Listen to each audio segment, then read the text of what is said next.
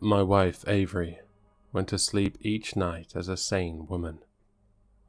Each morning, she woke up possessed.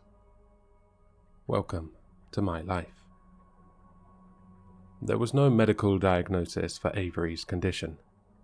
If it were up to the healthcare system, she would have been committed. In a different time, she would have been burned at the stake. Simply put, my wife was normal. But sometime after midnight, each night, she was possessed by a demon.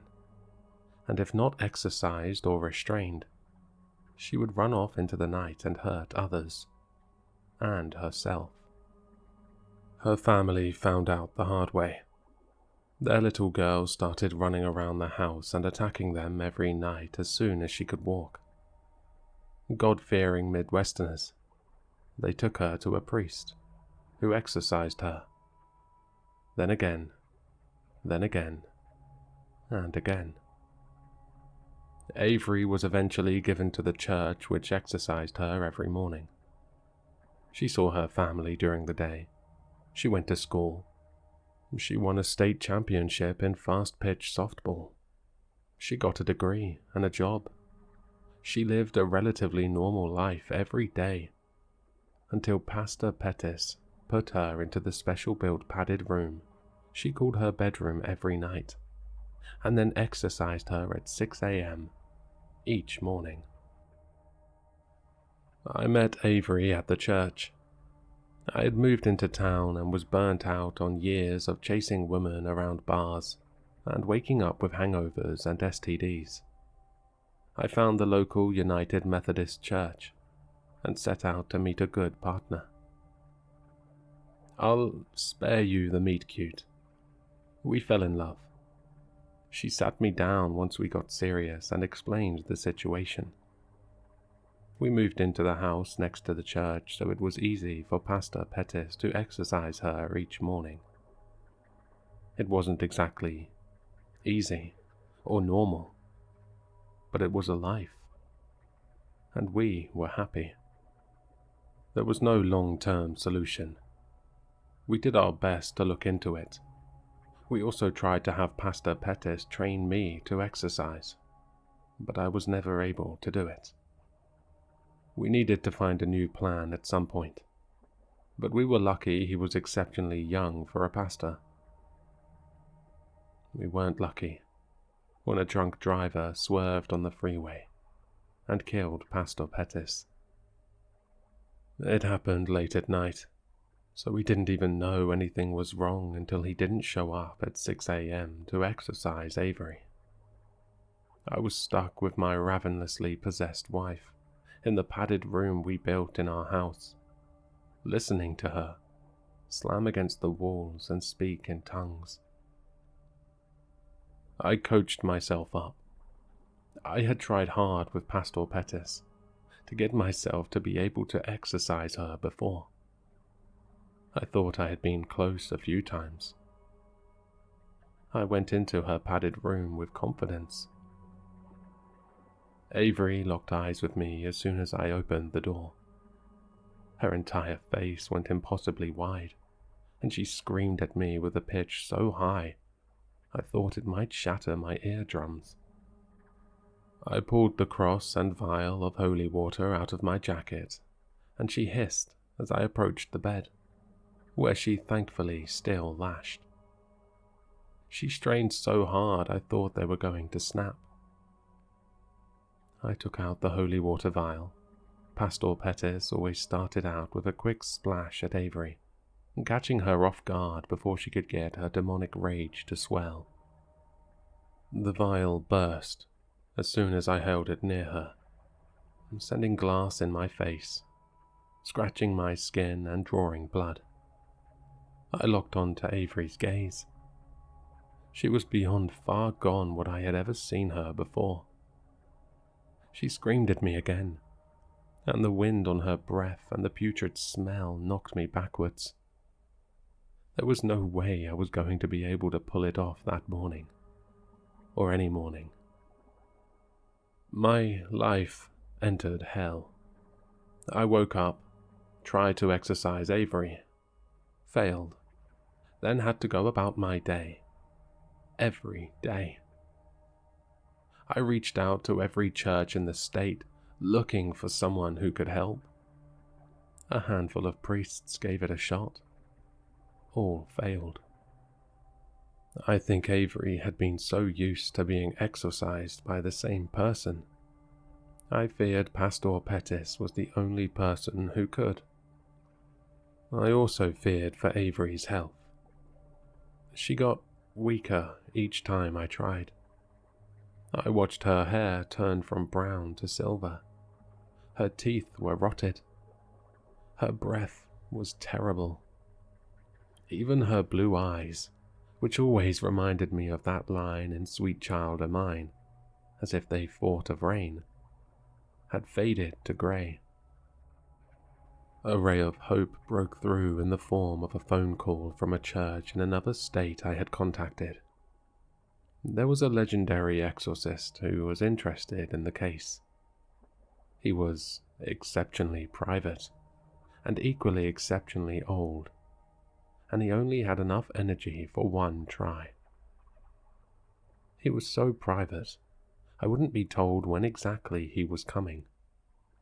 He didn't want to fill the air of the house with nervous, anxious energy. Demons fed off that, apparently. All I knew was one night he would arrive. And then he arrived. I woke up to my doorbell just before sunrise. You could tell he had been a taller man, but he was hunched over and barely cleared me at 6 feet. He leaned on a cane and spoke with a thick accent. He immediately went into his one request to be set up upon his arrival. A strong cup of coffee, black, and a swimming pool, filled, clean. He went to Avery's room and assessed her. He wasn't sure if she was salvageable, but he would try. He and I went to the above-ground pool I had installed. He took out his Bible, and I watched him bless the entire pool for a good almost hour. Then we wheeled out Avery. I looked at her. I looked at the water in the pool. I looked at the fear on her face. I wasn't sure if it belonged to her or the demon. He could sense my hesitation. He pushed her into the pool. The horrible screams rang out immediately, followed by the burning smell. Then the smoke. I watched in agony as the water of the pool quickly turned to a putrid yellow, and the liquid swirled. My instincts kicked in. I rushed for the pool. The man held me back with a strength that seemed impossible for his size and age. He held me an arm away from her, just before Avery burst up out of the water, her mouth wide open, her eyes wide and burning red. She got the jump on me before I could react. She grabbed me by the back of the head and stuck her face right into mine. Those red eyes paralyzed me, and she pulled my mouth open. I felt the man grab me from behind and start to yank me away. He couldn't, before she smashed a rough kiss into me. No, it wasn't a kiss. I felt her teeth chomp down on my tongue. I felt my tongue get ripped to shreds before I fell backward and away from her. I felt my tongue in pieces in my mouth when I hit the ground. The coppery taste of blood dominated my mouth. I could hear the man screaming out the type of religious commands at the pool and Avery that you would expect. I gathered myself and watched as the man threw his hands at the pool. The water and the sound and the smell and the smoke swelled. Then it died. The night was still. The only sounds I could hear were crickets in the distance, and the man desperately trying to catch his breath. He looked like he might collapse, but he held strong, and he was able to get out a few words, so quick and so accented I could barely understand, but I recognized them, and they were the sweetest words I had ever heard. Go to her. She is clear. I got to my feet, my mouth raging with pain, but it all went away when I got to the pool and I saw Avery, her head and shoulders above the murky waterline. The life had returned to her face. It was truly her for the first time in quite some time.